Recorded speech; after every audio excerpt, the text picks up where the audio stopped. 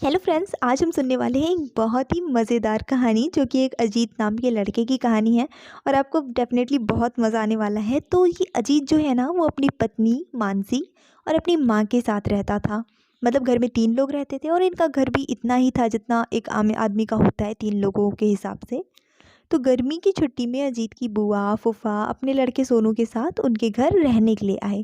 पहले के ज़माने में होता था ना, बहुत ज़्यादा होता था, गर्मी की छुट्टियों में लोग जाते थे रिलेटिव्स के यहाँ। घर आते ही फूफा जी अजीत से बोले कि यहाँ तो बहुत गर्मी है। गर्मी का मौसम है, गर्मी तो लगेगी। लेकिन कुछ ज़्यादा ही गर्मी थी तो उन्होंने बोला कि घर में कोई एसी नहीं है क्या? अजीत की माँ ने बोला, भाई साहब अभी कुछ दिन पहले ही अजीत ने अपने कमरे में एसी लगवाया है।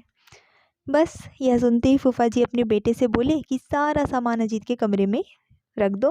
मतलब ये कि फूफा जी, बुआ और उनका लड़का तीनों ही लोग अजीत के कमरे में शिफ्ट हो गए। अजीत और उसकी पत्नी मानसी चुप रहे क्योंकि उन्होंने सोचा कि ठीक है, कुछ दिनों की तो बात है। और वैसे भी मेहमान जो होते हैं वो भगवान का रूप है, तो भाई उनको उनकी सुविधाओं का ध्यान रखना चाहिए। इस तरह बुआ फूफा जी को अजीत के घर रहते 1 महीना हो गया।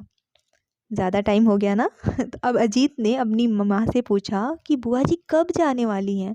आखिर हम कब तक ऐसे ही हॉल में सोकर गुजारा करेंगे? अजीत की माँ बोली, बेटा रिश्तेदारी का मामला है, अब हम कुछ कह भी तो नहीं सकते ना। अजीत की पत्नी मानसी बोली, वह सब तो ठीक है लेकिन उनका लड़का सारा दिन घर में उधम करता रहता है। पता है, कल तो उसने मेरा नया लैपटॉप गिरा कर तोड़ दिया। लैपटॉप तोड़ दिया? बड़ा नुकसान हुआ ना। तो अजीत को ये सुन के बहुत ज़्यादा गुस्सा आया। वो अपनी पत्नी से बोला कि तुम उसे डांट क्यों नहीं देती? मानसी बोली, जब से बुआ फूफा जी आए हैं मेरा और माँ जी का तो सारा दिन उनके लिए कुछ ना कुछ बनाते हुए रसोई में ही बीत जाता है। ऊपर से मैंने कुछ भी कहा तो बहुत बुराई हो जाएगी। अब मानसी घर की बहू है, ऐसे रिश्तेदारों को कुछ भी तो नहीं बोल सकती ना। अजीत ने कहा कि मैं अभी जाकर फूफा जी से पूछता हूँ कि आखिर वो कब जाएंगे। अब गया पूछने, लेकिन अब ऐसे तो नहीं पूछेगा, ए फूफा जी कब जाएंगे, नहीं ना। तो उसने बातों ही बात में पूछा कि आपकी जॉब को मतलब छुट्टियां तो ख़त्म हो गई होंगी, 1 महीना हो गया है आपके यहाँ रहते, तो शायद अब आपकी छुट्टियां तो हैं कि नहीं, ऐसा करके उन्होंने घुमा फिरा के पूछा। फूफा जी बोले, अरे मैंने जॉब तो कब की छोड़ दी, अब तो मैं बिज़नेस करता हूँ। और अब मैं इस शहर में भी कुछ बिज़नेस खोलने की सोच रहा हूँ। पहले शहर को अच्छे से समझ लूँ, जिसमें कुछ महीने तो लग ही जाएंगे। क्या? कुछ महीने? कुछ महीने मतलब आखिर कितने? अजीत मन ही मन झल्लाया। वो समझ गया कि फूफा जी अभी जाने वाले नहीं हैं। उसने यह बात अपनी पत्नी और माँ को बताई। मानसी बोली, जब घी सीधी उंगली से नहीं निकलता तो उंगली टेढ़ी करनी पड़ती है। आप यह काम अब मुझ पर छोड़ दीजिए।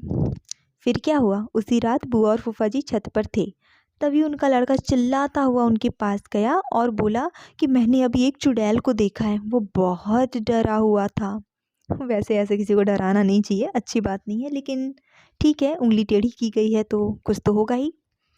अच्छा, तो क्या हुआ ना कि तभी वहाँ पे एक सही से एक चुड़ैल भी आ गई और बुआ और फूफा जी को बोली कि तुम में से कौन पहले मेरा भोजन बनना चाहेगा। मतलब ऐसे ही कुछ बोली होगी आवाज़ बना के, ताकि वो लोग डर जाएं। तो चुड़ैल को देख के सच में वो बहुत डर गए और घर से तुरंत के तुरंत भाग गए, क्योंकि जान तो देखो सबको प्यारी होती है। उनके जाने के बाद मानसी अपना चुड़ैल का मुखौटा मानसी ने उतारा, तो बुआ के परिवार के जाने के बाद सब ने चैन की सांस ली। मानसी की सास ने मानसी से कहा कि तू तो बड़ी अच्छी चुड़ैल बनती है। ये कहकर सब हंसने लगे। तो इस कहानी से हमें ये सीख मिलती है कि देखो, जो हमारे रिश्तेदार होते हैं ना, हमारे अच्छे बुरे में वो हमारे साथ होते हैं।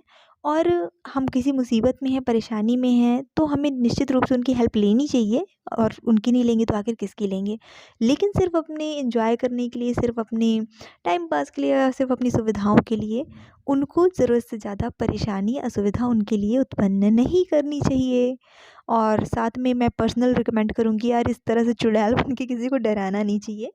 अगर आपको कहानी अच्छी लगी है ना, तो चैनल को सब्सक्राइब ज़रूर करिएगा, वीडियो को लाइक ज़रूर करिएगा और अपने कुछ ऐसे ही दोस्तों के साथ शेयर भी करिएगा जो इस टाइप के रिलेटिव से एक्चुअल परेशान हैं।